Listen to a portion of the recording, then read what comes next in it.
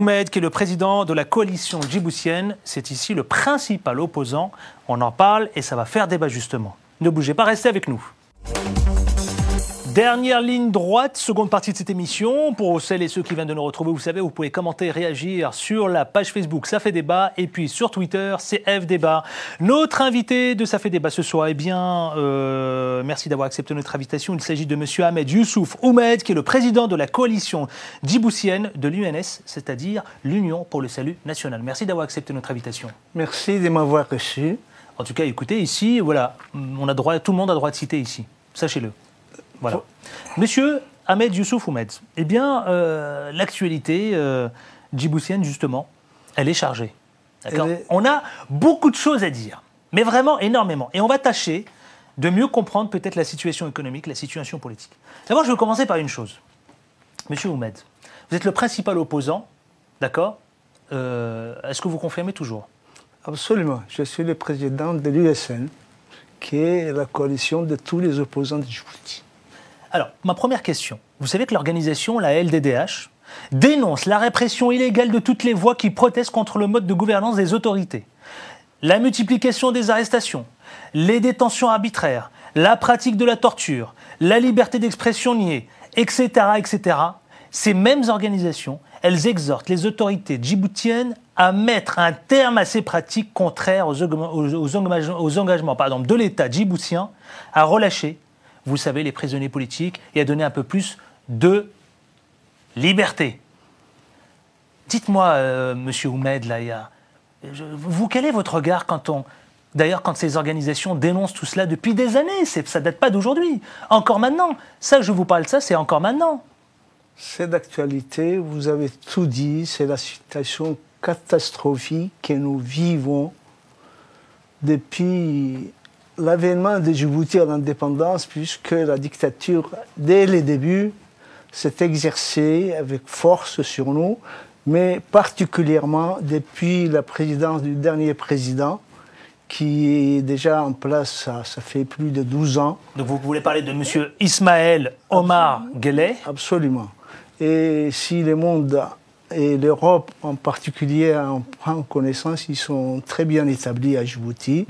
Ils se rendent compte de la situation telle qu'elle est réellement. C'est la souffrance de la population djiboutienne qu'ils expriment très clairement. Et vous-même, attendez, vous-même, ça ne vous décourage pas tout cela?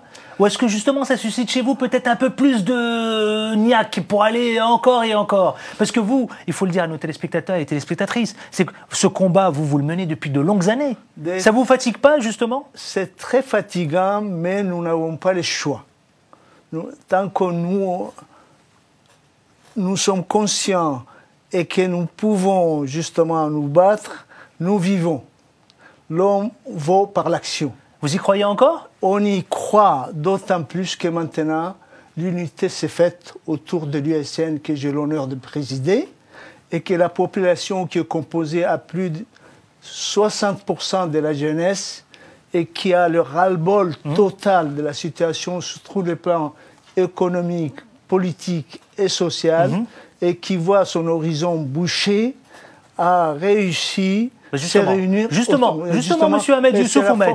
La force de cette jeunesse qui manipule parfaitement l'Internet maintenant nous permet leur unité et leur technique d'information. Est-ce à dire, monsieur Oumed, que vous êtes en train de nous dire clairement que la révolution, ou en tous les cas le combat, passera par les réseaux sociaux? Absolument, absolument. Si aujourd'hui j'ai le plaisir de me présenter et que vous me posez la possibilité de m'exprimer sur Djibouti, c'est grâce à l'action de nos informaticiens, de nos jeunes conscients de la situation du ras-le-bol et qui veulent absolument le changement avec l'USN et apportent toute leur énergie et surtout leur connaissance technique sur le plan d'information.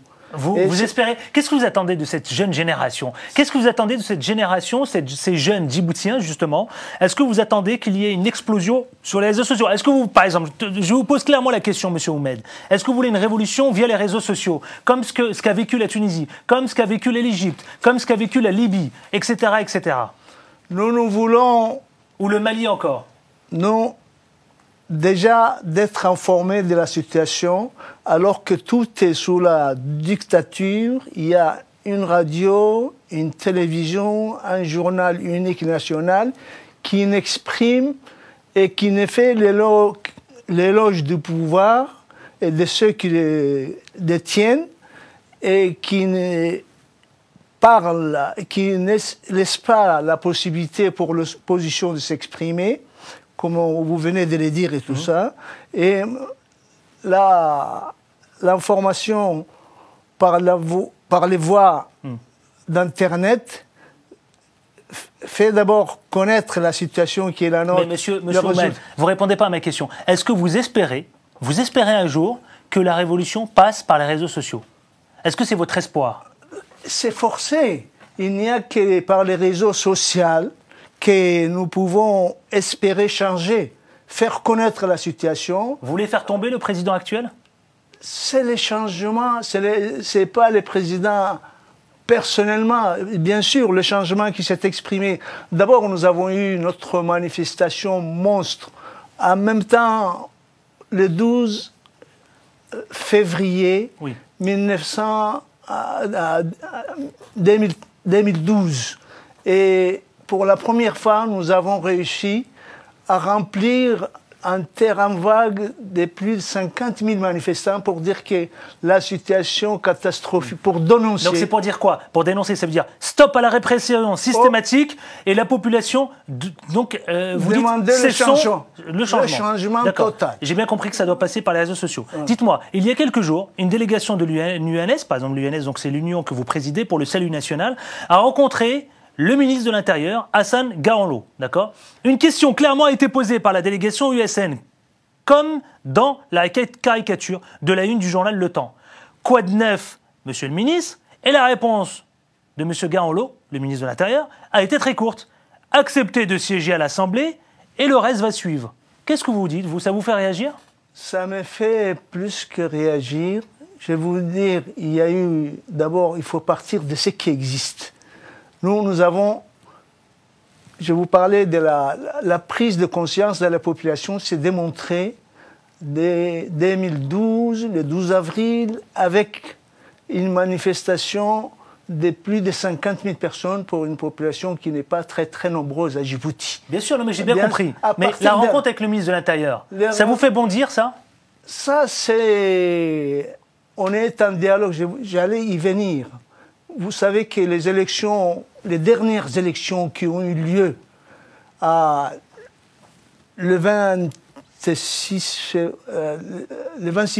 février 2012 a donné une large majorité à l'USN. Une large majorité que les pouvoirs n'attendaient pas du tout.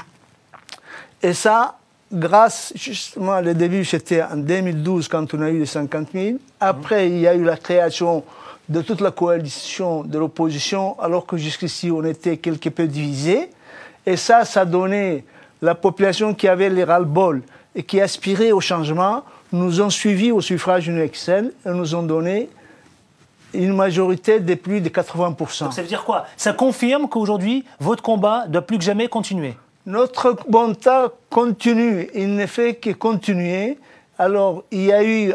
Déjà, la situation n'était pas brillante avant les élections, mais une fois que nous avons eu les élections, il y a eu le hold-up électoral où le président, déjà la veille ou 2 jours avant les élections, avait dit « Moi, je ne suis pas content de voir se présenter aux élections législatives cette coalition qui est hétéroclite et que je ne reconnais pas, et je ne pourrais leur accorder que 10 sièges sur les 65 que l'Assemblée compte. Bon. » Et les élections ont eu lieu, nous avons fait le maximum pour surveiller, pour arriver en tête, et nous avons obtenu 52% des sièges des 65. Autrement dit, 80...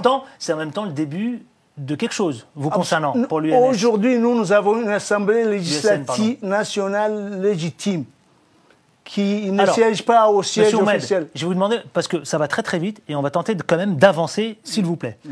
Pour sa première visite, vous savez, je fais référence en Belgique, il y a quelques semaines, là, c'était en septembre dernier.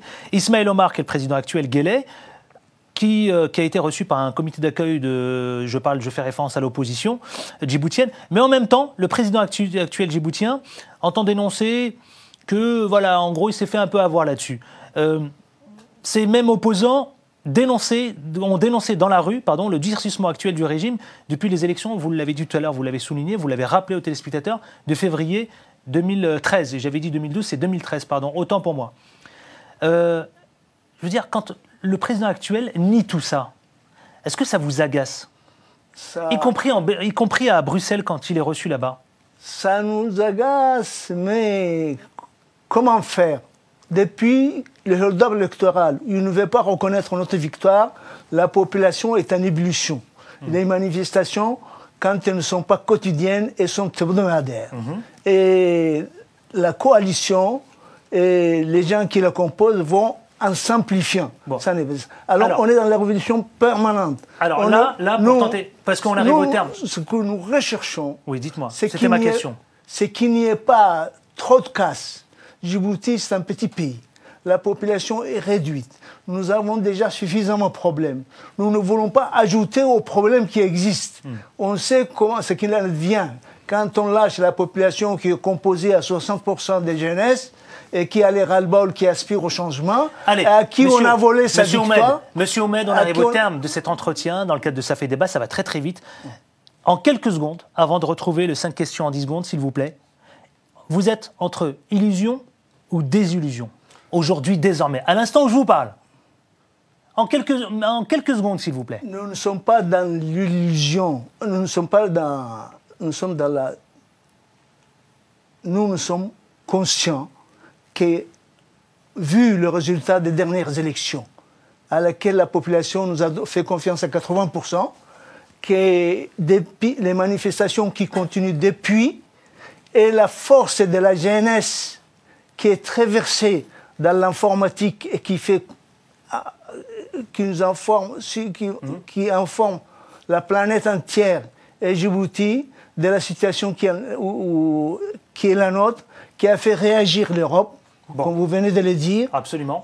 Et que les Américains qui sont sur place, basés, reconnaissent tout ça. Nous, on sait que la victoire n'est pas loin. La victoire n'est pas loin, nous ne sommes pas dans l'illusion.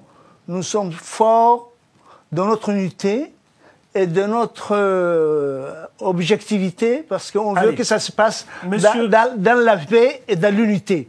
Nous avons l'amour de notre pays et nous venons que la démocratie et la justice remplacent la dictature. Allez, là, exactement, ce sera le mot de la fin, monsieur.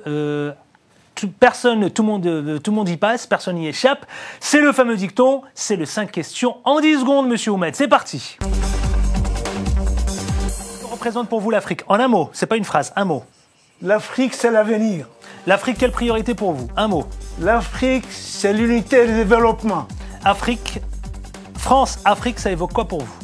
France, Afrique, relations apaisées, relations... Un mot, apaisé. Pardonnez-moi, c'est un mot. Hein. Afrique et démocratie, vous répondez quoi? Est-ce possible? C'est possible. Et enfin, un dernier mot pour celles et ceux qui vous écoutent, monsieur Oumed. Nous, en tant qu'opposants djiboutiens, nous aspirons avant tout à l'unité nationale. Nous voulons que la paix soit pérennisée à Djibouti. On veut que l'avenir économique et l'expression politique soient exprimées librement. Voilà, faire naître la démocratie et la justice et le développement. Bon, on ne va pas refaire le débat, monsieur Oumed, je veux bien comprendre, mais en tout cas, effectivement, on a bien compris, on a bien saisi votre combat. Merci d'avoir accepté notre invitation, monsieur Ahmed Youssouf Oumed. Vous êtes le président, je le rappelle, de la coalition djiboutienne de l'USN, c'est-à-dire l'Union pour le salut national. Merci beaucoup à vous. Vous pouvez continuer à commenter et à réagir sur la page Facebook Ça fait débat et puis sur Twitter CF débat. On se retrouve, vous le savez, la semaine prochaine, ici même, tous les jeudis soirs, après le journal, dans Ça fait débat. D'ici là, portez-vous bien. Ciao, ciao.